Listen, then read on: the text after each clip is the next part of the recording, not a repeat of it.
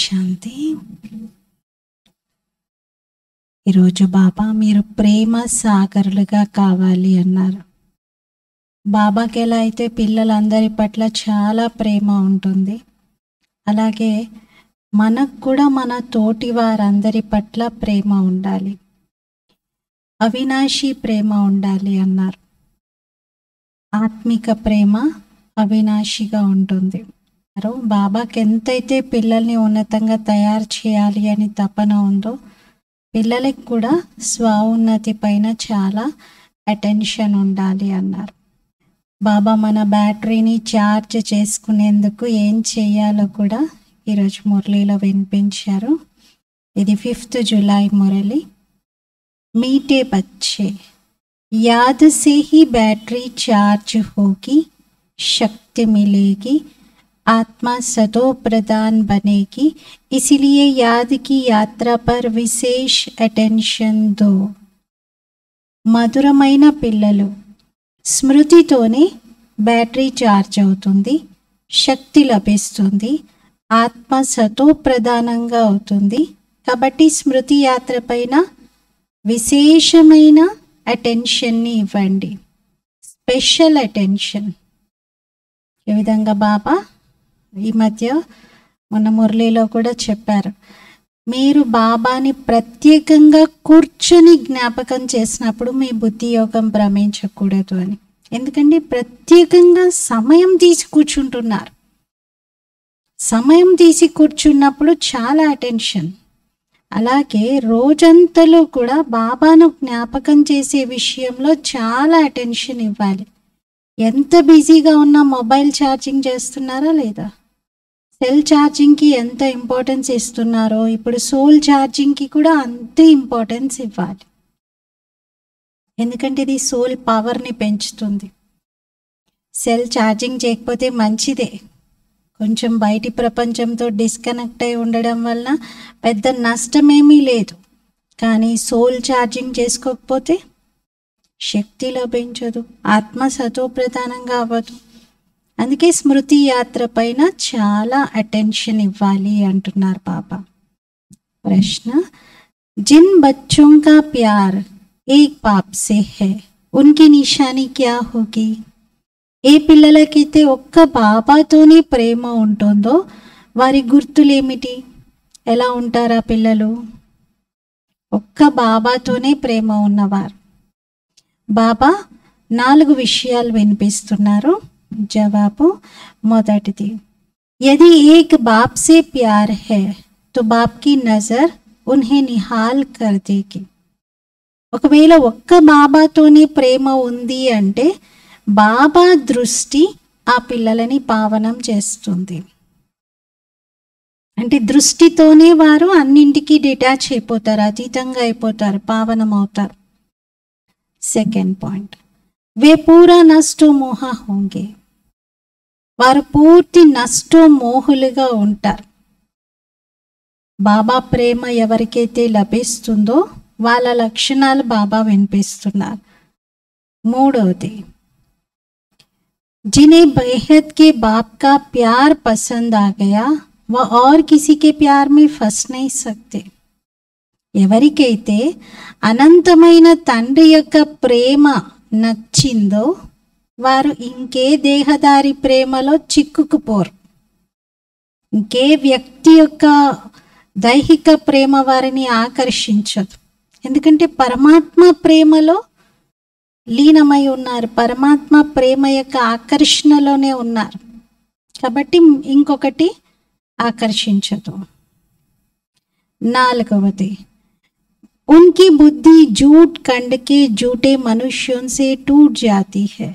వారి బుద్ధి ఈ అసత్య ఖండపు అసత్యమైన మనుషులతో తెగిపోతుంది. बाबा तुम्हें अभी ऐसा प्यार देते हैं जो अविनाशी बन जाता है. బాబా మీకు ఇప్పుడు ఎలాంటి ప్రేమని ఇస్తున్నారంటే ఇది అవినాశిగా అవుతుంది. సత్యుగ్ మే భీ తుమ్ ఆపస్ మే బహుత్ ప్యార్ సే रहते हो. సత్యుగంలో కూడా మీరు పరస్పరంలో చాలా ప్రేమతో ఉంటారు. ఆ ప్రేమకు ఆధారం ఏంటి? సంగమ యుగంలో ప్రేమ సాగరుడి నుండి పొందిన ప్రేమ. ఒక్క ప్రేమ సాగరుడైన బాబా పైనే మన ప్రేమనంతా పెట్టుకోవడంతో ఇన్ని రకాలుగా లాభాలను పొందుతాం. ఒకటేంటి, మోహాన్ని ఈజీగా జయించగలుగుతాం, దృష్టితోనే పావనమవుతాం. బాబా ప్రేమ నచ్చింది అంటే ఇంకా దైహిక ప్రేమలన్నింటికి దూరం అవుతాం. ఇంకా దైహిక ఆకర్షణలే ఉండవు, ఇంకా ఇష్యూస్ ఏమీ ఉండవు మనసులో. కేవలం ఆత్మ యొక్క జన్మజన్మల లెక్కలని క్లియర్ చేసుకుంటే సరిపోతుంది. ఇక బుద్ధి ఈ అసత్య ఖండపు అసత్యమైన మనుషులందరితో విరిగిపోతుంది. అంటే ఇంకా వారి వైపుకి వెళ్ళదు. వారి స్మృతి మాటి మాటికి మనల్ని డిస్టర్బ్ చెయ్యదు. బాబా ఇచ్చే ప్రేమ అవినాశిగా అవుతుంది. సత్యుగంలో తర్వాత ద్వాపరయుగం నుండి భక్తులకు పంచడానికి కూడా ఉపయోగపడుతుంది. ఓం శాంతి. అనంతమైన తండ్రి యొక్క ప్రేమ ఇప్పుడు ఒక్కసారి మాత్రమే పిల్లలైన మీకు లభిస్తుంది. ఏ ప్రేమనైతే భక్తిలో కూడా మీరు బాగా జ్ఞాపకం చేస్తూ వచ్చారో, బస్ బాబా మీ ప్రేమ కావాలి, మాకు ఇంకేమీ వద్దు అన్నారు.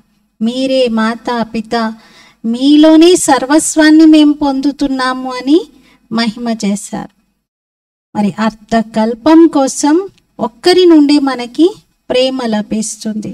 బాబా నుండి మనం పొందే ప్రేమ అర్థకల్పం గ్యారెంటీ మన తోడు వస్తుంది. ఈ ఆత్మిక ప్రేమకు అపరమపారమైన మహిమ ఉంది. బాబాయే పిల్లలందరినీ శాంతిధామానికి యజమానిగా చేస్తున్నారు. సుఖధామానికి యజమాని అని విన్నాం ఇన్ని రోజులు, కానీ బాబా ఏమంటున్నారు, శాంతిధామం అంటే ఇంటికి కూడా మీరే యజమాని. ఇప్పుడు మీరు దుఃఖధామంలో ఉన్నారు, అశాంతి మరియు దుఃఖంలో రోధిస్తూ ఉన్నారు, ఆర్తనాదాలు చేస్తూ ఉన్నారు. తల్లి తండ్రి ఎవరో తెలీదు. అందుకే భక్తి మార్గంలో భగవంతుని బాగా జ్ఞాపకం చేస్తూ పిలుస్తుంటారు. కానీ నియమానుసారంగా భక్తి సమయం కూడా అర్థకల్పం ఉంటుంది. ఎంత పిలిచినా ముందే బాబా రావడానికి లేదు. భక్తి అర్థకల్పం నడవాల్సిందే. ఇదైతే పిల్లలకి బాబా అర్థం చేయించారు. బాబా ఏమీ అంతర్యామి కాదు, బాబా మీకు అన్నీ తెలుసు కదా అని అలా వదిలిపెట్టడానికి. బాబా అందరి లోపల ఉన్నటువంటి విషయాలను తెలుసుకునే అవసరం ఏముంది? ఇంకదే పనా బాబాకు? బాబా అంటారు, నేనేం థాట్ రీడర్ని కాదు. ప్రపంచంలో ఉన్నారు కొందరు థాట్ రీడర్స్గా, చాలా బాగా ఎలాంటి వ్యక్తి ఎదురుగా కూర్చున్నా వాళ్ళ మనసులో ఇప్పుడు ఏం ఆలోచిస్తున్నారు, వాళ్ళ బంధువుల్లో ఎవరి పేరు తలుచుకున్నారు, లేదా ఏ ఇన్సిడెంట్ని తలుచుకున్నారు, అన్నీ రీడ్ చేసినట్టుగా చూసి చెప్పేస్తారు. అలాంటి స్కిల్ టాలెంట్ ఉన్న వాళ్ళు ఉన్నారు ప్రపంచంలో. కానీ బాబా నన్ను నేను అలాంటిది చేయాల్సిన అవసరం ఏముంది? అలా బాబా చేయరు. ఆ విద్యను కూడా ఎంతోమంది నేర్చుకుంటారు. ఇక్కడ అలాంటి విషయం మాత్రం ఉండదు. బాబా వచ్చింది ఎందుకు? తండ్రి పిల్లలు ఇక్కడ పాత్ర వహిస్తూ ఉన్నారు. మీకు సృష్టి చక్రం యొక్క మొత్తం రహస్యాలను నేను తెలియజేస్తున్నాను అంటున్నారు బాబా. ఎలా మీరు పాత్ర వహిస్తారు ఇవన్నీ బాబా చెప్తున్నారు. అంతేకాని ప్రతి ఒక్కరి లోపల ఏం నడుస్తుంది, ఇప్పుడు నేనేం ఆలోచిస్తున్నాను, ఇలాంటివన్నీ బాబా నేను చూడను అంటారు. రాత్రి కూడా బాబా అర్థం చేయించారు పిల్లలకి. ఇన్ జనరల్గా ఏముంది? వికారాలు. నేను ఇప్పుడు దీని గురించి ఆలోచిస్తున్నాను, ఇలాంటివన్నీ కాదు. ప్రతి దానికి మూలం ఏంటి, బేస్ ఏంటి, అది బాబా చెప్తున్నారు. అందరిలో వికారాలే ఉన్నాయి. చాలా చీచీగా ఉన్నారు మనుషులంతా. బాబా వచ్చి పూలలాగా తయారు చేస్తున్నారు. ఇక్కడ మీకు తండ్రి ప్రేమ ఒక్కసారి మాత్రమే లభిస్తుంది, అదే అవినాశిగా అయిపోతుంది. కానీ బాబా అన్నారు, అక్కడ సత్యుగంలో మీరు పరస్పరంలో చాలా ప్రేమతో ఉంటారు. ఇప్పుడు మీరు మోహజీతులుగా తయారవుతూ ఉన్నారు. సత్యయుగి రాజ్యం అంతా కూడా మోహజీత్ రాజా యొక్క రాజ్యం అంటారు. అక్కడ రాజా, రాణి, ప్రజ అందరూ మోహాన్ని జయించి ఉంటారు. అక్కడెవరు కూడా దేనికోసం ఏడవరు. దుఃఖం యొక్క పేరే ఉండదు. మీరు పిల్లలు తెలుసుకున్నారు, నిజంగా భారతదేశంలో హెల్త్, వెల్త్, హ్యాపీనెస్ అన్నీ ఉండేవి. ఇప్పుడు లేవు. ఎందుకంటే ఇప్పుడు ఇది రావణ రాజ్యంగా ఉంది. ఇందులో అందరూ దుఃఖం పొందుతూ ఉన్నారు. మళ్ళీ తండ్రిని జ్ఞాపకం చేస్తూ ఉన్నారు, వచ్చి మాకు సుఖము శాంతిని ఇవ్వండి, దయ చూపించండి అని కోరుతున్నారు. అనంతమైన తండ్రి దయార్థ హృదయునిగా ఉన్నారు. రావణుడు నిర్దయిగా ఉన్నాడు. దయ లేకుండా చాలా క్రూరంగా ఆత్మలందరినీ దిగజార్చేశాడు రావణుడు. దుఃఖం యొక్క మార్గాన్ని చూపిస్తూ ఉంటాడు. మనుషులందరూ దుఃఖం యొక్క మార్గం పైనే నడుస్తూ ఉన్నారు. అన్నింటికంటే ఎక్కువగా దుఃఖం ఇచ్చేటువంటిది కామ వికారము. బాబా ఏమంటారు కామ వికారం గురించి? ఆది, మధ్య, అంతం, 3 కాలాలు దుఃఖపెట్టేది కామం. అందుకే బాబా చెప్తున్నారు, మధురాతి మధురమైన పిల్లలు కామ వికారం పైన విజయాన్ని పొందండి, అప్పుడు మీరు జగజ్జీతులుగా అవుతారు.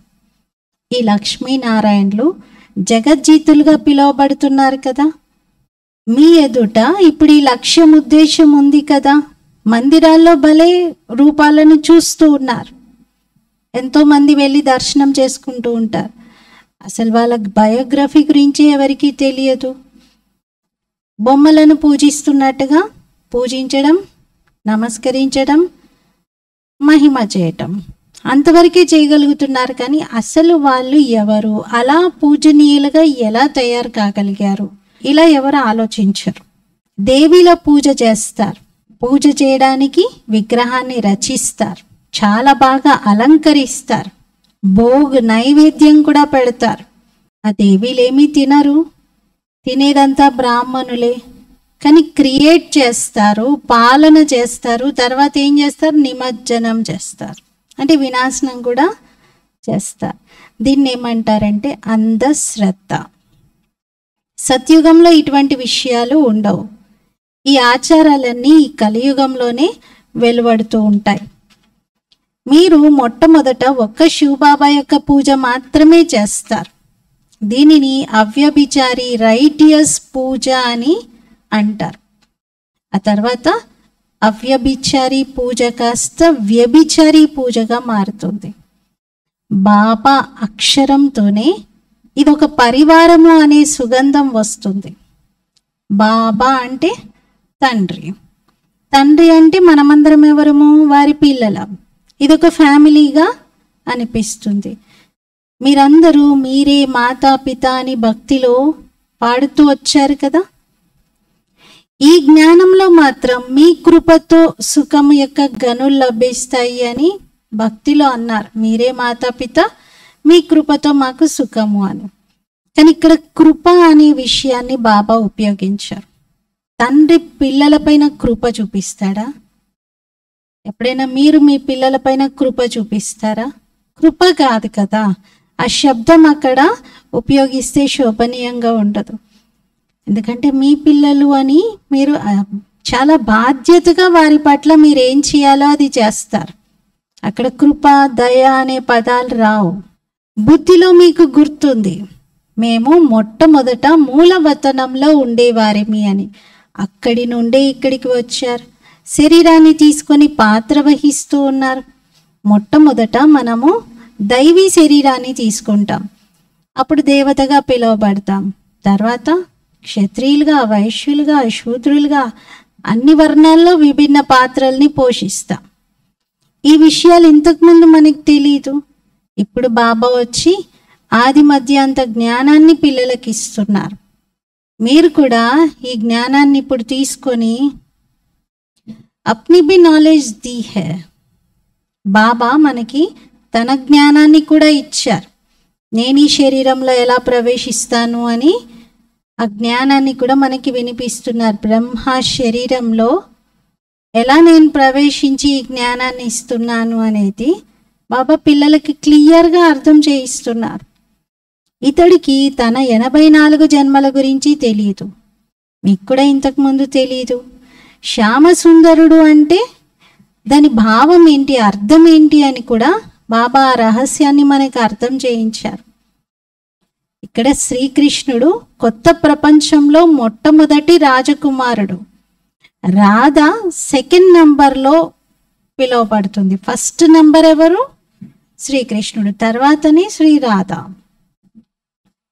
కొద్ది సంవత్సరాల తేడా అయితే ఇద్దరికీ ఉంటుంది కదా. సృష్టి ఆదిలో మొదటి నంబర్ అని శ్రీకృష్ణుణ్ణి అంటారు. అందుకే అందరూ శ్రీకృష్ణుని చాలా ప్రేమ చేస్తారు. వారిని శ్యామ సుందరుడు అని అంటారు. స్వర్గంలో అయితే చాలా సుందరంగానే ఉంటారు, అందరూ సుందరంగా ఉంటారు, ఒక్క శ్రీకృష్ణుడే కాదు. ఇప్పుడు స్వర్గం ఎక్కడుంది? చక్రం తిరుగుతుంది కాబట్టి రేపు రాబోతుంది. అలా అని సముద్రం క్రిందకు వెళ్ళిపోయింది ద్వారిక, మళ్ళీ అలాగే పైకొస్తుంది అనేది కాదు. ఈ విధంగా అంటారు కదా, లంక ద్వారిక క్రిందకి వెళ్ళిపోయింది అంటారు. అంటే లంక, బంగారపు లంక రావణుడిది అని చెప్తారు కదా, అది కూడా క్రిందకు వెళ్ళిపోయింది. బంగారపు ద్వారిక కూడా క్రిందకు వెళ్ళిపోయింది అంటారు. కాదు, బాబా అన్నారు ఇది చక్రంలో క్రిందకి వెళ్ళిపోయింది, అంతేగాని మీరు ఊహించుకున్నట్టుగా సముద్రంలో క్రిందకి వెళ్ళిపోవడం కాదు. చక్రాన్ని తెలుసుకోవడంతో మీరు చక్రవర్తి, మహారాజా, మహారాణి, విశ్వానికి యజమానిగా అవుతున్నారు. ప్రజలు కూడా స్వయాన్ని విశ్వానికి యజమానిగానే భావిస్తారు. ఎందుకంటే ప్రతి ఒక్కరికి ఇది నా రాజ్యం, నా దేశం అనేటువంటి హక్కు ఉంది. ప్రతి ఒక్కరు ఇండియా ఈజ్ మై కంట్రీ అంటారా? అనొచ్చా లేదా? భారతదేశం నా జన్మభూమి, నా దేశం అంటారు కదా. నా అనే హక్కు, ఆ ఫీలింగ్ అందరికీ ఉంది. అలాగే సత్యుగంలో ప్రతి ఒక్కరూ నేను విశ్వానికి యజమాని అని అనుకుంటారు.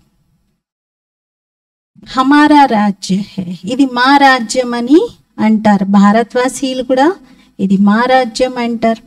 ప్రజలు కూడా అలాగే అనుకుంటారు, రాజులు కూడా అలా అనుకుంటారు. భారత్ అనే పేరు ఉంటుంది, సత్యుగంలో ఇండియా అనే పేరు ఉండదు. హిందుస్థాన్ అనే పేరు రాంగ్ అంటున్నారు. వాస్తవంగా ఆది సనాతన దేవీ దేవతా ధర్మమే ఉండేది. కానీ ఇప్పుడు ధర్మభ్రష్టులుగా, కర్మభ్రష్టులుగా అయిన కారణంగా ఏ ఒక్కరు కూడా స్వయాన్ని దేవతగా చెప్పుకోలేకపోతున్నారు. ఇది డ్రామాలో ఉంది. లేకపోతే బాబా ఎలా వచ్చి దేవీ దేవతా ధర్మం యొక్క స్థాపన చేస్తారు? ఇంతకుముందు మీకు ఈ విషయాలు అసలు తెలిసేవే కాదు. ఇప్పుడు బాబా అర్థం చేయిస్తూ ఉన్నారు. ఇలాంటి మధురమైన తండ్రి, ఎంత ప్రేమని ఇస్తున్నారు ఈ తండ్రి, వీరిని ఎలా మర్చిపోతున్నారు? అయినా పిల్లలు మర్చిపోయి కూడా బాబాతో ఓపెన్గా చెప్పేస్తారు, బాబా మేము మిమ్మల్ని మర్చిపోతున్నాము. అందరికంటే మధురమైన తండ్రి కదా. మరి రావణ రాజ్యంలో ఇక్కడ అందరూ దుఃఖమే ఇస్తున్నారు. అందుకే అనంతమైన తండ్రిని జ్ఞాపకం చేస్తూ ఉన్నారు. వారి ప్రేమలో, బాబా యొక్క స్నేహంలో, ప్రేమలో బాబాని జ్ఞాపకం చేస్తూ పిల్లల కళ్ళ నుండి అశ్రుధార ప్రేమతో కన్నీరు కారుస్తూ ఉంటారు. హే ప్రియా, ఇంకెప్పుడొచ్చి ప్రేయసీలను కలుసుకుంటారు అని ప్రేమగా అడుగుతారు. ఎందుకంటే మీరందరూ నా యొక్క భక్తులు కదా. భక్తులకు పతి భగవంతుడు. భగవంతుడు వచ్చి భక్తులకు భక్తి యొక్క ఫలాన్ని ఇస్తారు, మార్గాన్ని చూపిస్తారు, మరియు అర్థం చేయిస్తారు. ఈ 5000 సంవత్సరాల ఆట ఇది అని. రచయిత మరియు రచన యొక్క ఆది మధ్యాంతాల గురించి మనుషులకు తెలియదు. ఆత్మిక తండ్రి ఆత్మిక పిల్లలకి తెలియజేస్తున్నారు. మనుషులెవరికి తెలియదు. దేవతలకు తెలుసా? మరి దేవతలకు కూడా తెలియదు. స్పిరిచువల్ ఫాదర్కే ఈ విషయాలు తెలుసు. వారు పిల్లలకి కూర్చోబెట్టి చెప్తున్నారు. ఇంకే దేహదారి వద్ద కూడా రచయిత రచనకు సంబంధించిన ఆది మధ్యాంత జ్ఞానం లేదు. ఈ నాలెడ్జ్ కేవలం ఆత్మిక తండ్రి దగ్గర మాత్రమే ఉంది. అందుకే మనం ఇప్పటికీ ప్రపంచంలో చూస్తే ఎవల్యూషన్కి సంబంధించిన పుస్తకాలు చాలామంది రాశారు. కానీ బాబా చెప్పినట్టుగా ఎక్కడైనా ఉందా ఒక్క పుస్తకంలో అయినా? అన్ని మనుషుల కల్పితము, ఏవేవో రాసేసారు, అవేవి వాస్తవం కాదు.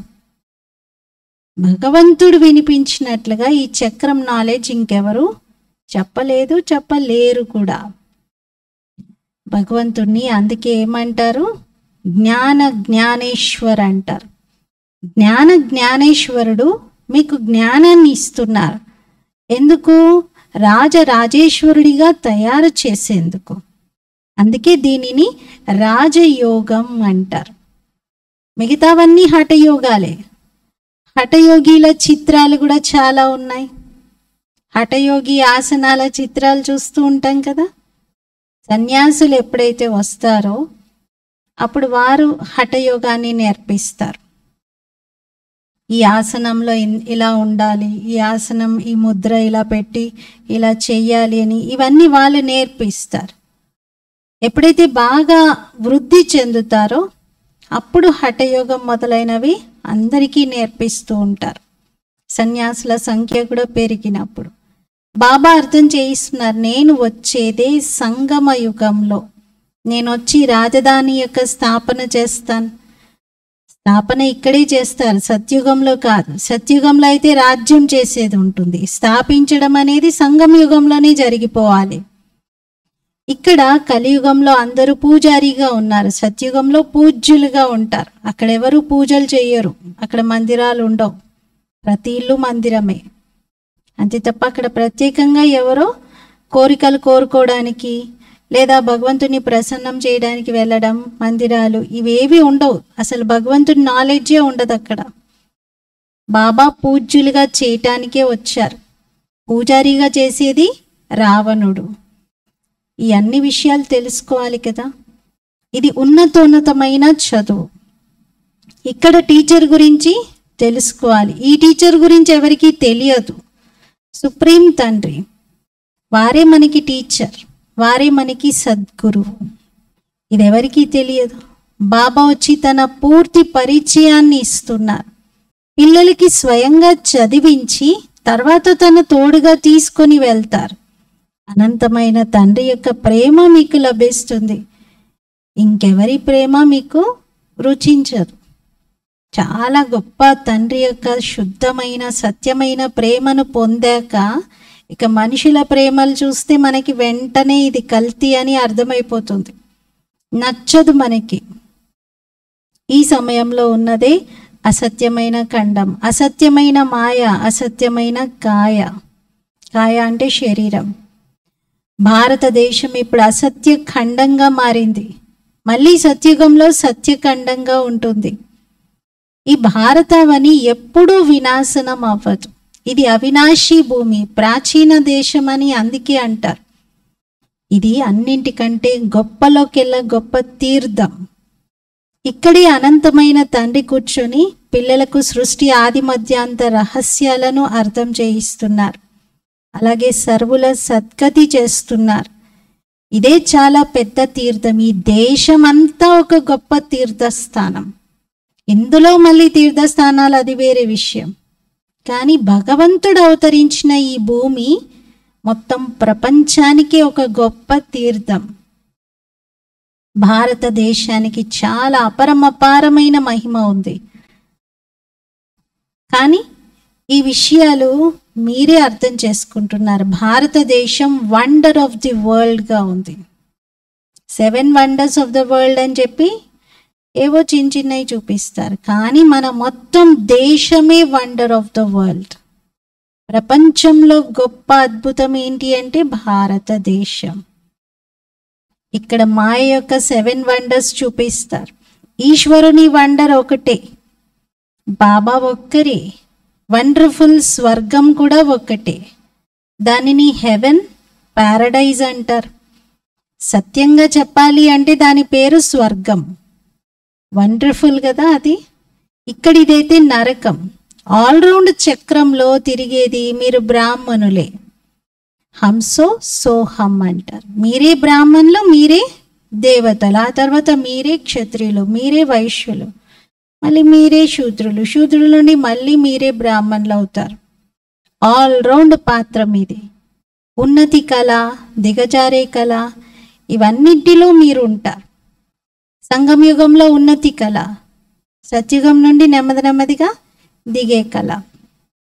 స్వర్గంలో సుఖం ఉంటుంది, అక్కడ దుఃఖం అనే పేరు ఉండదు. వాళ్ళ డిక్షనరీలో ఆపోజిట్ వర్డ్స్ లేవు,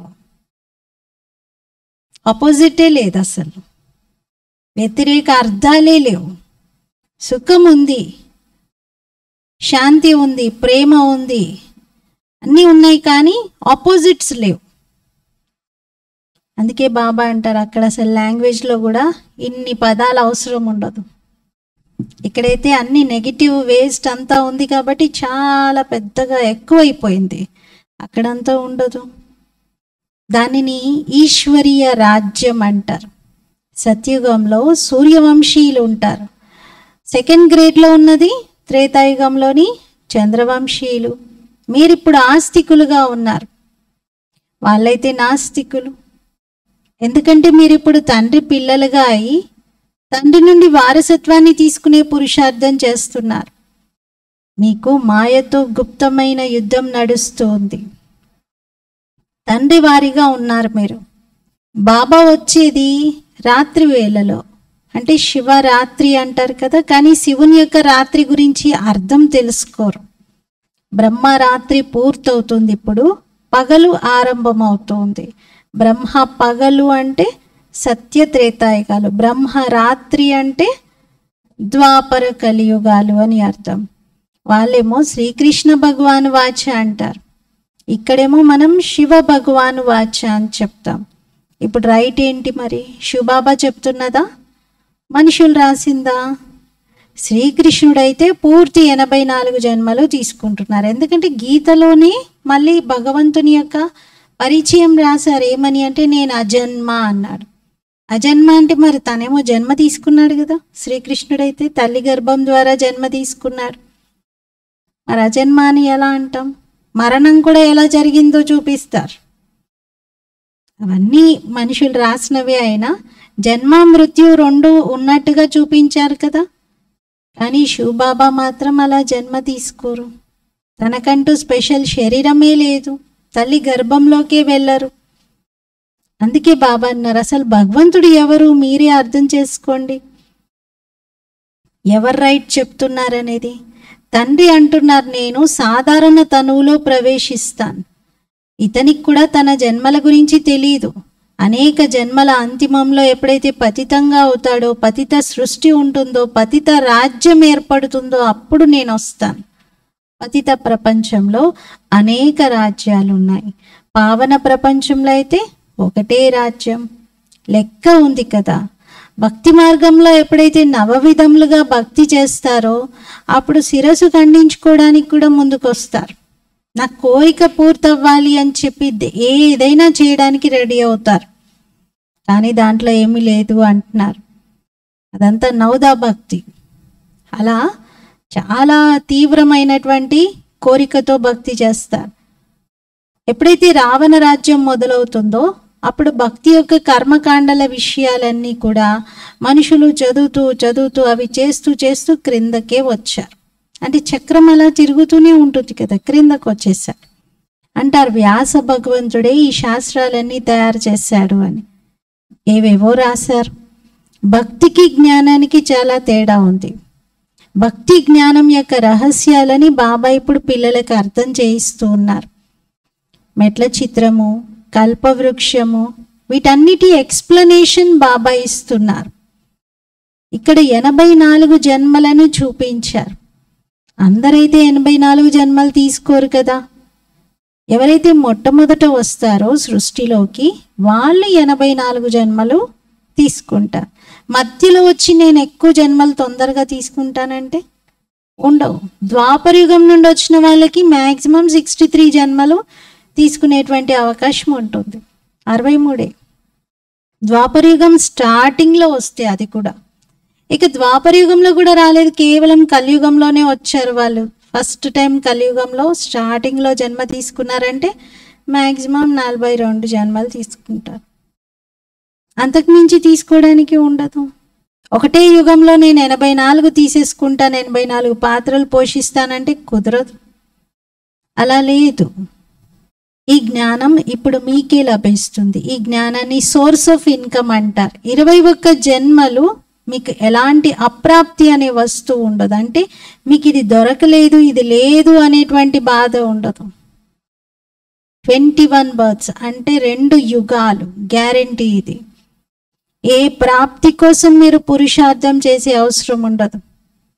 కష్టపడి నేను ఇది సాధించుకుంటాను, సంపాదించుకుంటాను అనేవేవి ఉండవు అక్కడ. అన్నీ ఉంటాయి మీకు, ఏ లోటు ఉండదు. దాన్ని ఏమంటారంటే బాబా యొక్క స్వర్గం, తండ్రి స్థాపించేటువంటి వండర్ ఆఫ్ ద వరల్డ్ స్వర్గం అంటారు. దాని పేరే ప్యారడైజ్. దాన్ని బాబా మన కోసం తయారు చేసి ఇస్తున్నారు. బాబా ఏమి దానికి యజమానిగా అవ్వరు, మనల్ని యజమానిగా తయారు చేస్తున్నారు. ఇక్కడైతే ఎన్నో వండర్స్ చూపిస్తూ ఉంటారు, కానీ మిమ్మల్ని అయితే బాబా ఆ వండర్ ఆఫ్ ద వరల్డ్ స్వర్గానికి యజమానిగా తయారు చేస్తున్నారు. అందుకే బాబా అంటారు, పిల్లలు దానికోసం మీరు నన్ను నిరంతరం జ్ఞాపకం చేయండి, స్మరిస్తూ స్మరిస్తూ సుఖాన్ని పొందండి. అప్పుడు కలహ క్లేశాలన్నీ తొలగిపోతాయి, తనువు యొక్క రోగాలన్నీ సమాప్తం అవుతాయి, జీవనముక్త పదవిని పొందుతారు. మరి పవిత్రంగా అవ్వడానికి స్మృతి యాత్ర తప్పనిసరి. మన్మనాభవ, అప్పుడు అంతమతి సోగతి జరుగుతుంది.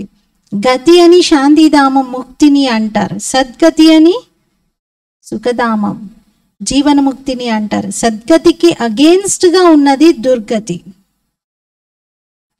ఇప్పుడు మీరు తండ్రిని, రచన యొక్క ఆది మధ్యాంతాలని తెలుసుకున్నారు. మీకు తండ్రి ప్రేమ లభిస్తుంది. బాబా దృష్టితోనే అందరినీ పావనం చేస్తూ ఉన్నారు. సన్ముఖంగా వచ్చి బాబా జ్ఞానాన్ని వినిపిస్తున్నారు.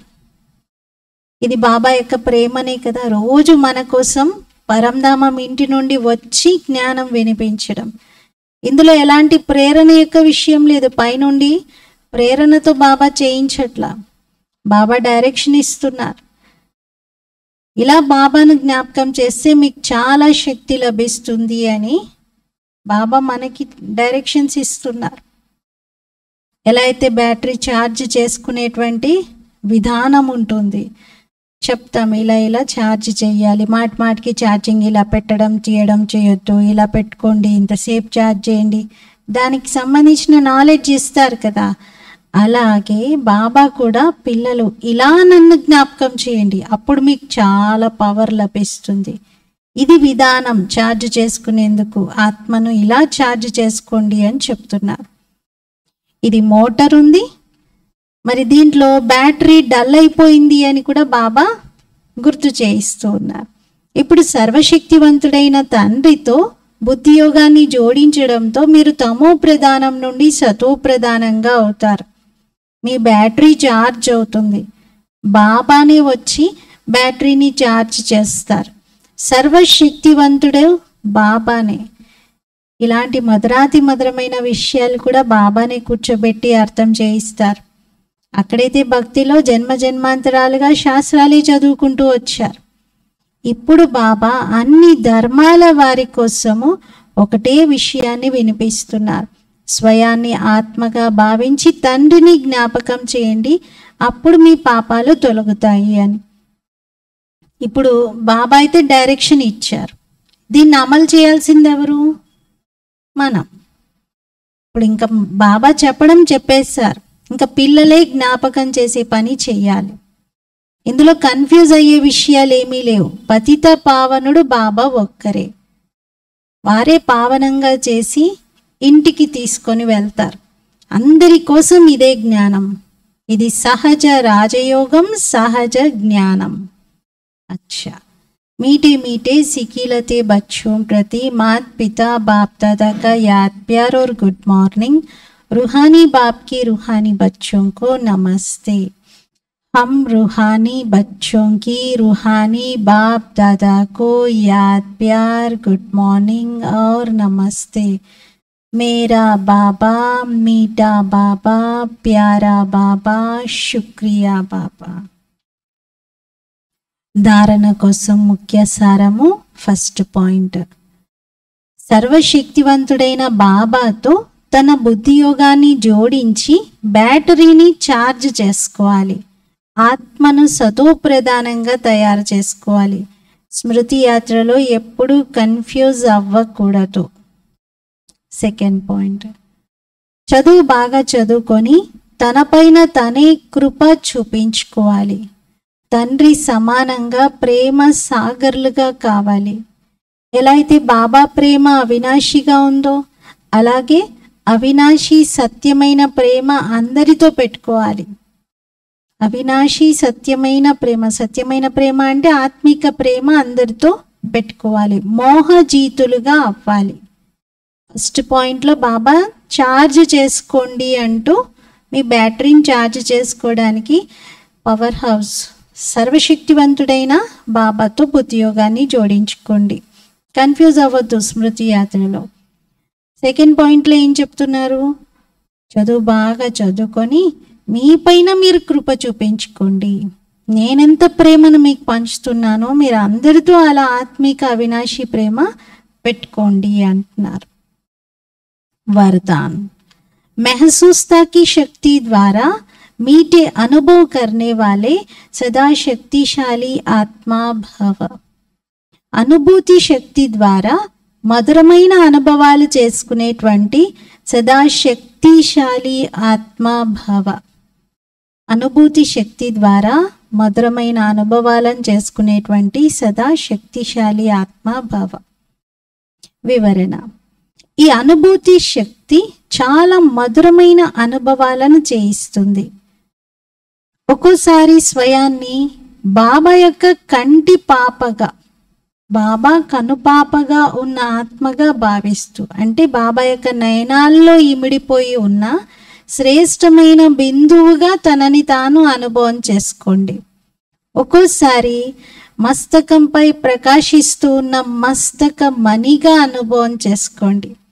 ఒక్కోసారి బ్రహ్మ బాబాకు సహయోగి రైట్ హ్యాండ్, బ్రహ్మ యొక్క భుజాలలో నేను ఉన్నాను అని అనుభవం చేసుకోండి. ఒక్కోసారి అవ్యక్త ఫరిష్తా స్వరూపంలో అనుభవం చేసుకోండి. ఈ అనుభూతి శక్తిని పెంచుకోండి, అప్పుడు శక్తిశాలిగా కాగలుగుతారు. ఇంకా చిన్న మరక కూడా స్పష్టంగా కనబడుతుంది. అప్పుడు ఈజీగా దాన్ని పరివర్తన చేసేసుకోండి. ఏ చిన్న మరక ఈజీగా కనిపిస్తే మార్చుకోవడం ఈజీ అవుతుంది. కనిపించకపోతేనే మనకి ప్రాబ్లం. ఎక్కడుంది, నా పైన ఏం మరకుంది అనుకుంటారు. అందుకే మనకి మన లోపల ఉన్నటువంటి లోపాలు స్కాన్ చేసి చూపించినట్టుగా బాబా అంటారు, మీరు నాతో ఎంతెంత కనెక్షన్ పెట్టుకుంటారో, మీరు అనుభవాలను పెంచుకుంటూ ఉంటే అంత స్పష్టంగా అవి కనబడతాయి, ఈజీగా పరివర్తన చేసుకోగలుగుతారు అంటున్నారు. స్లోగన్, सर्व के दिल की दुआएं लेते चलो तो आपका पुरुषार्थ सहज हो जाएगा. సర్వుల హృదయపూర్వకమైన ఆశీర్వాదాలను తీసుకుంటూ ఉండండి, అప్పుడు మీ పురుషార్థం సహజం అవుతూ ఉంటుంది. అందరి ఆశీర్వాదాలను తీసుకుంటూ ఉంటే మీ పురుషార్థం తేలికగా అవుతుంది. ఈరోజు స్వమానము, నేను సదా శక్తిశాలి ఆత్మను. నేను సదా శక్తిశాలి ఆత్మని. శక్తిశాలిగా అవడానికి ఏం చేయాలి? వెరైటీ అనుభవాలు చేసుకోవాలి. ఒక్కోసారి ఒక్కో అనుభవం. బాబా కళ్ళల్లో కనుపాపగా ఉన్నాను నేను, బాబా మస్తకంలో మస్తకం అని, బాబాకి నేను రైట్ హ్యాండ్ని అని, ఇలా వెరైటీ అనుభవాలు చేసుకుంటూ ఉంటే మనకి క్లియర్గా మన లోపల ఉన్నటువంటి మొత్తం స్కాన్ తీసినట్టుగా మన లోపల ఏముందో తెలిసిపోతుంది. ఈజీగా మనం పరివర్తన కాగలుగుతాం, శక్తిశాలిగా అనుభవం చేసుకోగలుగుతాం. ఓం శాంతి.